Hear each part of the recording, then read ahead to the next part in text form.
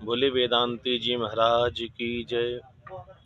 आज का प्रश्न है, ईश्वर इस जगत को अपने लिए अथवा अन्य के लिए निर्माण करता है या बिना किसी प्रयोजन के ही इस संसार का, इस जगत का निर्माण करता है।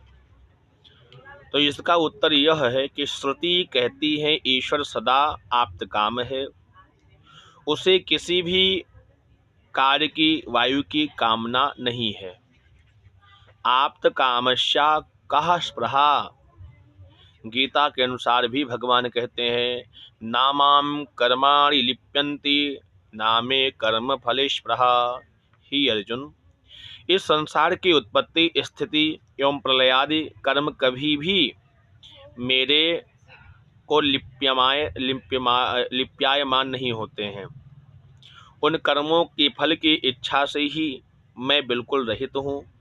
ईश्वर निष्प्रह होने के लिए ही यह संसार सागर का निर्माण करता है। वह ईश्वर दूसरे के लिए भी संसार का निर्माण नहीं करता है, क्योंकि छांदोग्य उपनिषद में उद्वालक ऋषि कहते हैं, सदैव सौम्यदग्रम आशीदेकमेवाद्वितीयम्। इस जगत की उत्पत्ति के प्रथम एक सत रूप परमात्मा ही अद्वितीय था, कोई अन्य दूसरा पदार्थ नहीं था। इसलिए जगत के आदि काल में ईश्वर को छोड़कर अन्य का प्रभाव होने से दूसरे के लिए जगत का निर्माण करना संभव नहीं था। प्रयोजनम मनुद्दिश्य न मंदोपि प्रवर्तते। प्रयोजन के मंद बुद्धि वाला भी किसी कार्य को प्रारंभ नहीं करता है।